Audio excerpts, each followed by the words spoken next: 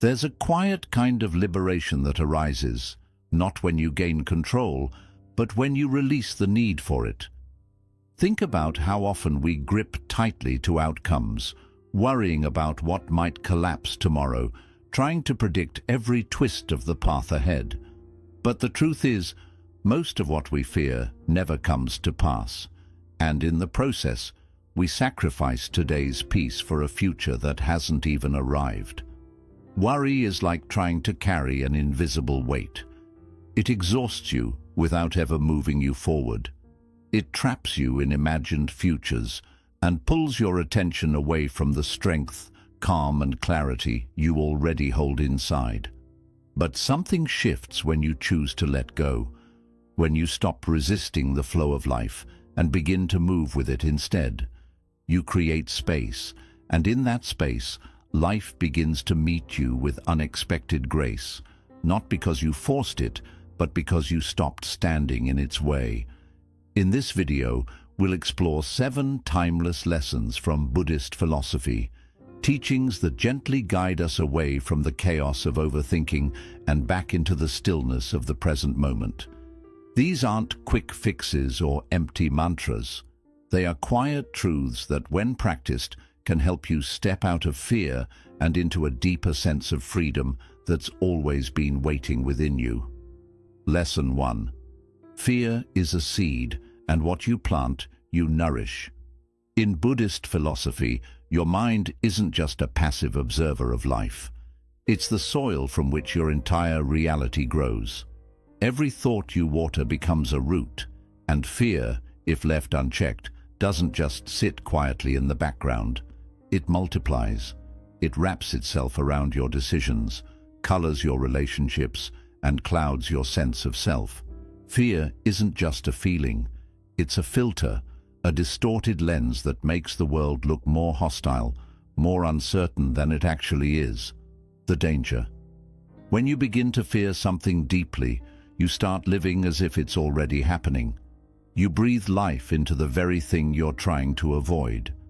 Picture this. You're afraid of being let go from your job. That fear shows up in small ways: hesitation in your voice, second-guessing your ideas, playing it safe when boldness is needed.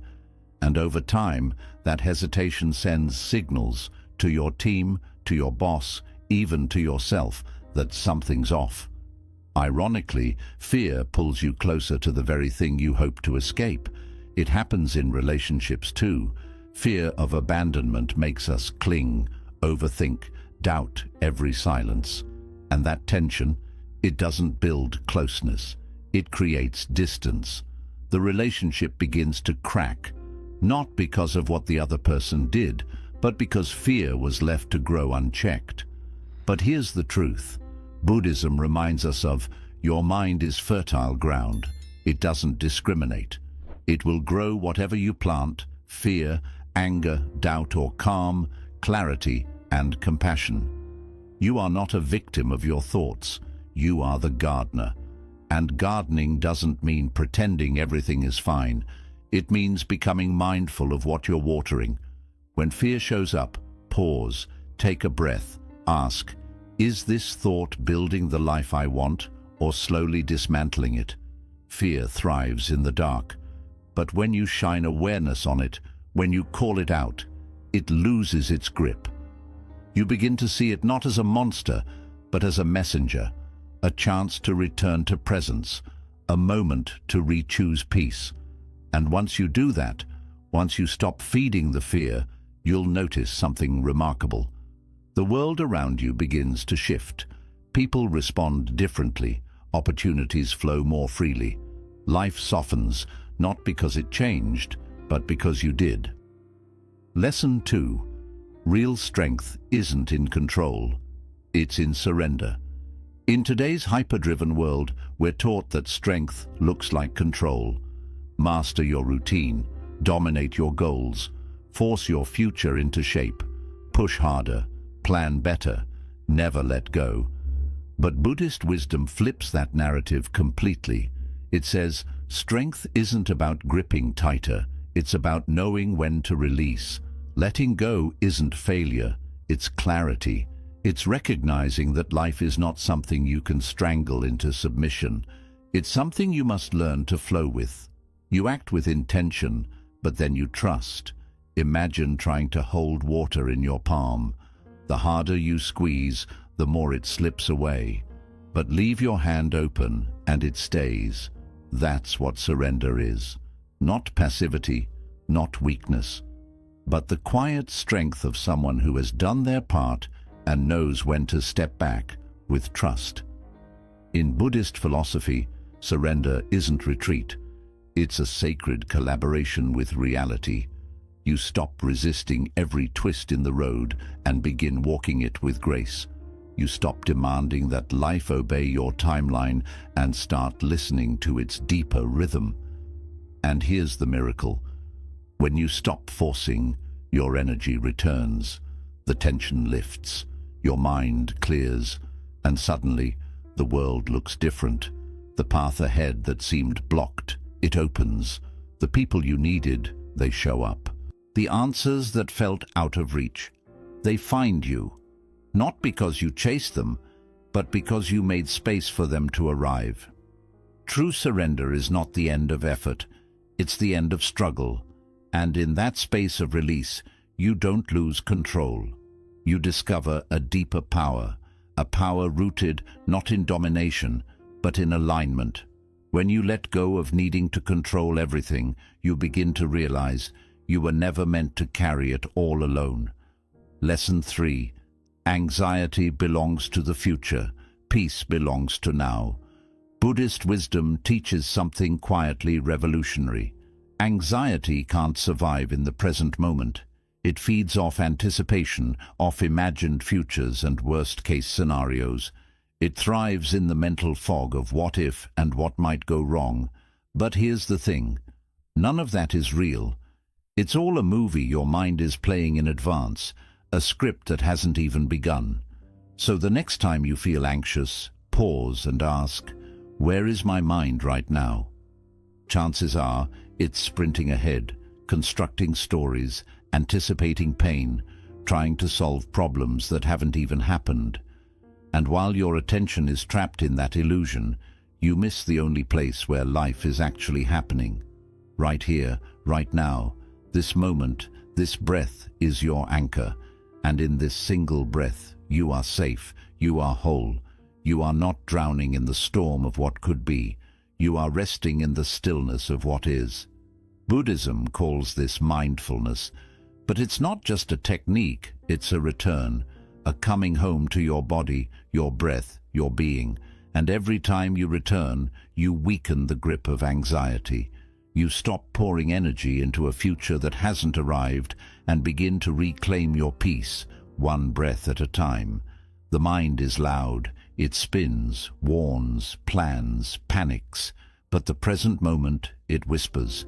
And if you listen closely, it tells you the truth. There is nothing to fear right now. There is only this breath, this heartbeat, this quiet space where life meets you. Peace isn't a place you chase. It's a presence you remember. Lesson 4. Most of the weight you carry was never real to begin with. So much of the heaviness we feel isn't from life itself. It's from the stories we tell ourselves about what might happen.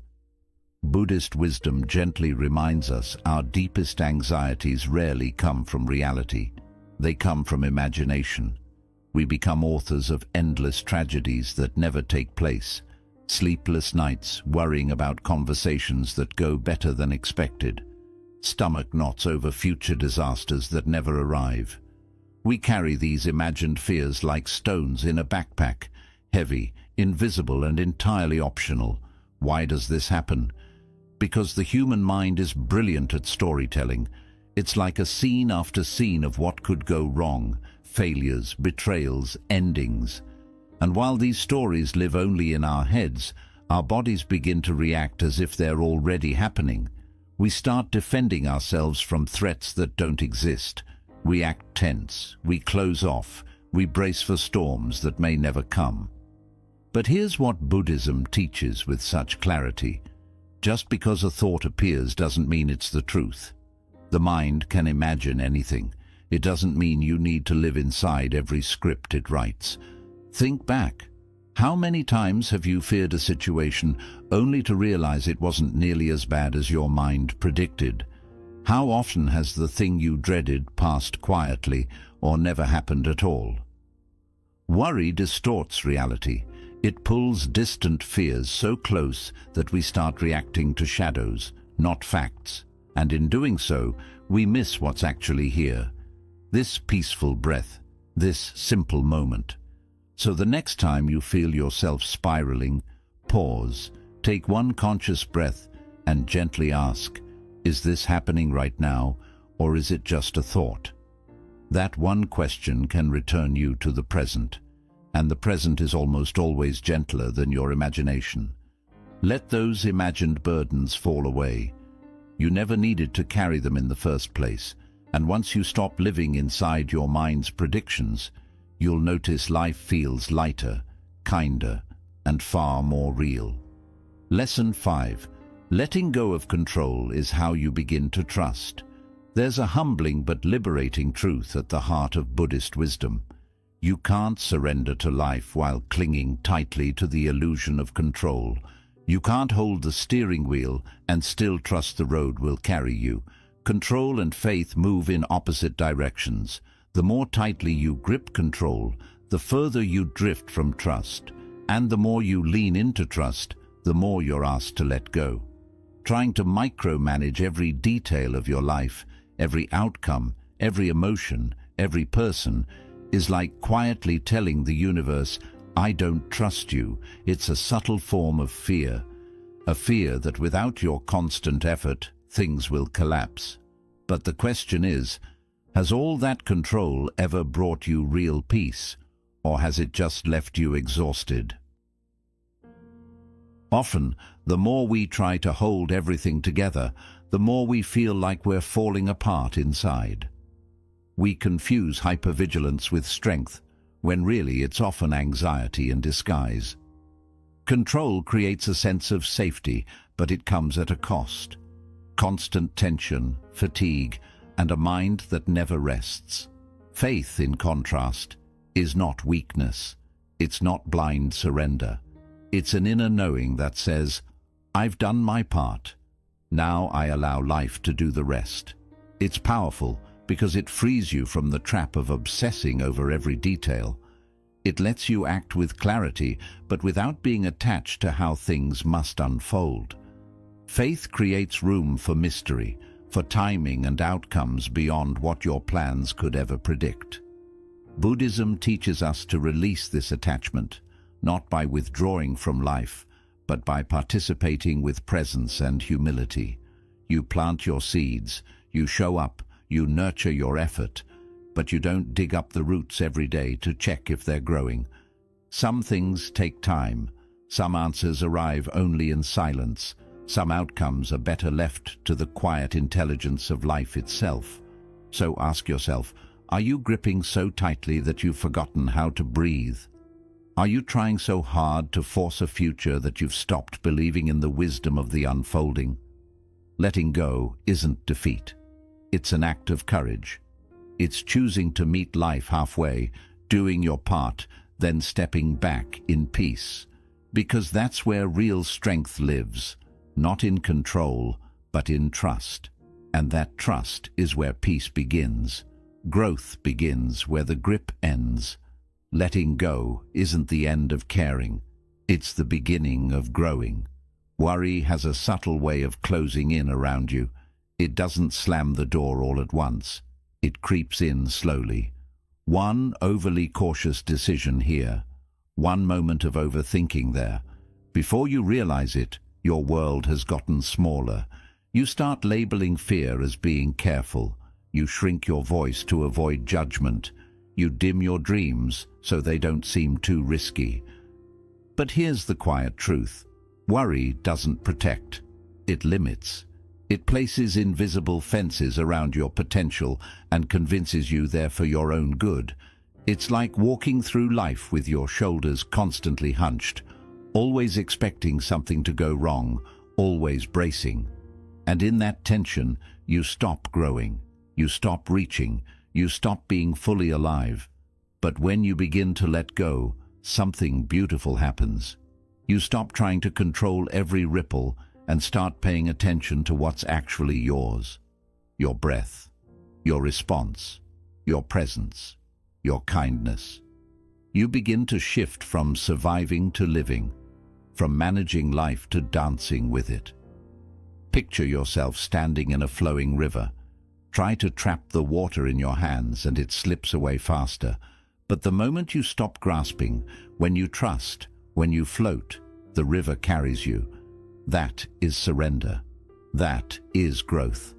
Letting go doesn't mean giving up. It means choosing freedom over fear. And the more you release the grip on outcomes, on old wounds, on imagined dangers, the more space you create inside yourself. Space for courage, space for joy, space to expand. Letting go is not passive, it's powerful. It's a bold return to the present moment, where life is no longer something you brace for. It becomes something you join in on. Ask yourself honestly, how much of your energy is spent worrying about what might go wrong? And what if that same energy could be redirected into creating something meaningful, into showing up fully in your relationships, into simply trusting the process? When you loosen your grip on how life should unfold and start moving in rhythm with how it actually is, something shifts. You no longer feel like you're carrying the world. You begin to feel carried by it. Letting go isn't weakness. It's the quiet courage to stop playing small, to stop hiding in fear. It's the moment you stop shrinking and start expanding, with openness, with trust, with a heart that's ready to grow again. Take a deep breath. Feel the space that opens up inside you. That space is where your freedom begins. Lesson 7. Life begins to flow. Not when you control it, but when you stop trying to. One of the most overlooked teachings in Buddhist philosophy is also one of its most liberating. Life doesn't need your constant interference to work. In fact, the more we try to control each detail, each outcome, each emotion, each response, the more we create resistance. The more we grip, the more chaos we accidentally invite. But when you learn to step back, not from apathy but from trust, something extraordinary begins to unfold. Life starts moving with a rhythm far wiser than any plan you could construct.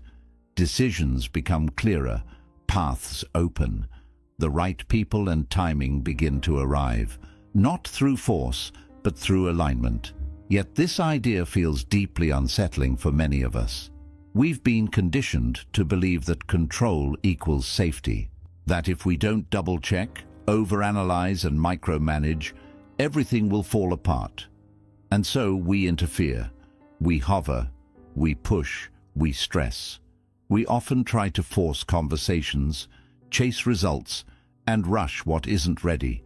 But in doing this, we drain our energy and disturb the very peace we are longing to find. Buddhist wisdom shows us another way, a softer, wiser path of non-interference. It's not about pulling away from life, but about placing deep trust. Just like water finds its way through rocks, life flows smoothly when we stop blocking it with fear. The more we interfere, the more we stir up the mud. But when we take a step back, clarity returns.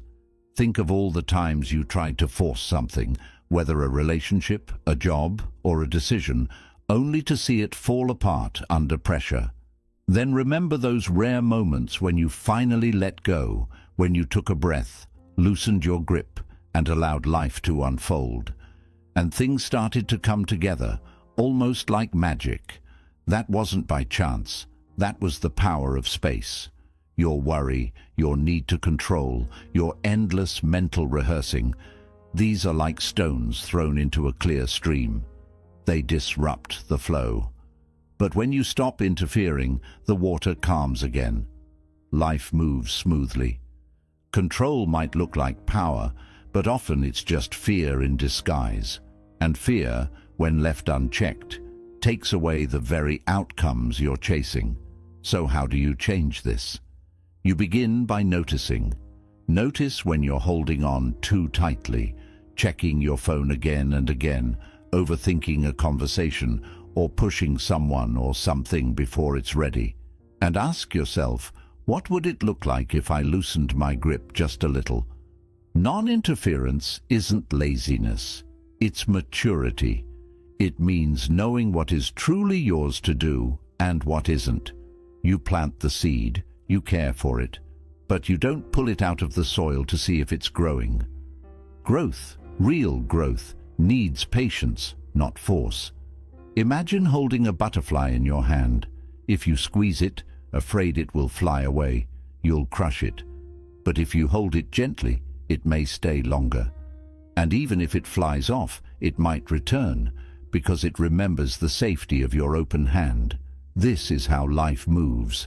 The tighter you hold on, the more things slip away. But when you create space, everything breathes, and what's meant for you starts to grow. And that's when the shift begins. Life starts to carry you. Your energy comes back. Answers appear. The right words, the right timing, the right people, they all start to arrive without being forced. You stop feeling like everything depends on you alone, and maybe for the first time in a long while, you feel supported. At the heart of our interference is often fear. Fear of losing, of failing, of not being enough. But life doesn't ask you to be perfect. Life asks you to trust, to breathe, and to let go of the idea that you have to do everything on your own. So pause for a moment, reflect. Is there something you're holding on to too tightly? A decision you're trying to force? A conversation you keep replaying in your mind? Ask yourself honestly, what would it mean to let this go? Not because you're giving up, but because you have faith. Because when you stop pushing, you open yourself to receiving. When you stop interfering, life begins to move with you, not against you. You don't have to control every detail. Sometimes the wisest choice is to take a deep breath, do what you can, and then step back. Trust the flow. Ride the wave. Let life meet you in the space that your letting go creates. You're not here to control the ocean. You're here to learn how to float. A little extra wisdom. Choose what truly matters, not just what feels safe or comfortable. Picture yourself walking along a foggy path, where each next step is unclear and the air is thick with uncertainty. Most people stop there. They turn back, not because they're weak, but because they've been taught to choose comfort over truth. But Buddhism offers something completely different. It invites you to keep moving forward, to let what truly matters guide your way, even when the path feels shaky. This is where so many of us get stuck. We often mistake comfort for peace. But comfort isn't always peace. Sometimes it's just avoidance wrapped in soft clothing. It's the quiet decision to stay where things feel familiar, even if they leave us unfulfilled, because the unknown seems too risky. So we settle. We hold on to habits that numb us, relationships that drain us, and routines that keep us small, all in the name of feeling safe. But here's the truth. What's comfortable often keeps us stuck, while what truly matters calls for movement. Growth never happens without discomfort. Wisdom doesn't come without asking hard questions. And peace, the kind that runs deep inside, only arrives when we start choosing the path of meaning over the path of ease. Picture a seed buried in the ground. If the seed chose to stay comfortable, it would never break open. But by breaking, it begins to rise. It pushes through the soil, reaches for the light, and through that struggle becomes what it was always meant to be. That's how the soul grows, not only in quiet and stillness, but in the pull between staying safe and choosing to rise. In Buddhist wisdom, this is called the path of right effort. It's not effort driven by fear or pressure, but effort grounded in intention and clarity. It gently asks, what do I value more? Quick comfort or lasting alignment with who I truly am? Choosing what matters means showing up for your own growth, even when it's uncomfortable. It means being willing to face painful emotions instead of running from them. It means stepping away from distraction and leaning into presence. It means having honest conversations, setting clear boundaries, and walking away from what no longer honors your path, not because it's easy, but because your peace depends on it. This path won't always feel good. It might not always feel clear, but it will always feel true. So ask yourself now, what in your life feels comfortable but is quietly stealing your peace? What are you holding on to out of habit, fear, or familiarity? And what would it look like to choose differently, not recklessly, but mindfully? Choosing what matters often means choosing stillness over speed, silence over noise, integrity over approval, and presence over escape.